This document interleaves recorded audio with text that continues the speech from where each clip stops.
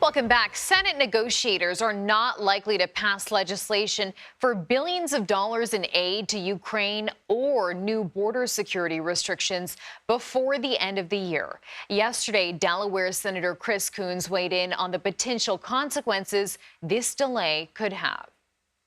For us to fail to come together and support Ukraine in their ongoing fight for freedom against Russian aggression would be a huge gift to Vladimir Putin and Xi Jinping and Hamas.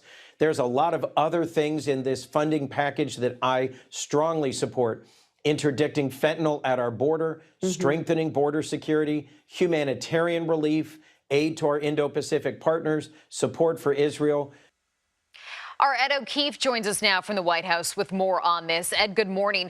We know negotiations continued over the weekend. So where do things stand right now? And could a deal be reached by the end of this month?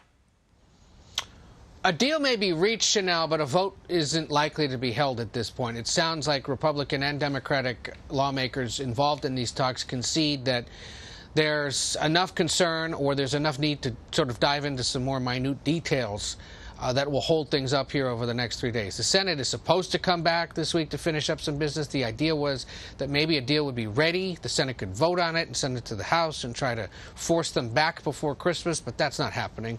And you have Republicans concerned that if you actually put pen to paper and publish the deal now, this week, it leaves it hanging out there for 3 weeks for essentially their conservative critics to pick it apart and then have it fall apart over the holidays before everybody gets back in January. So it now seems more likely that Congress will return in the new year. Some deal will be finished.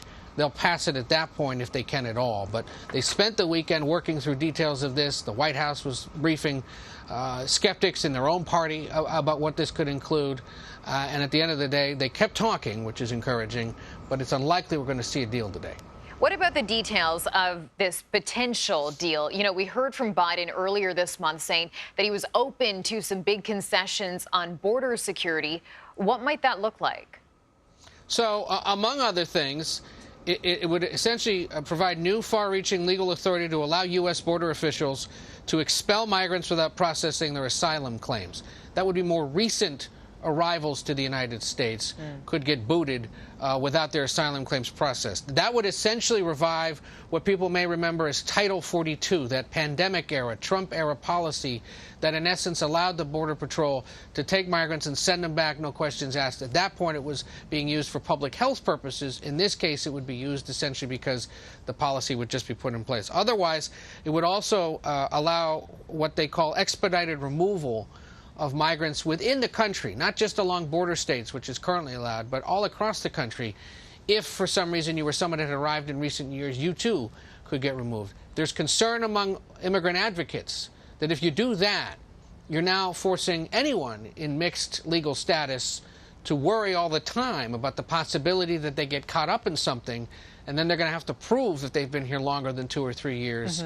And so we'll see if that gets through. Those are the kinds of things that critics of this, many of them who vote for and support President Biden, are concerned the White House is negotiating away, all for the sake of getting security funding for Ukraine and Israel. Okay, we'll keep a close eye on this. Ed, thanks so much.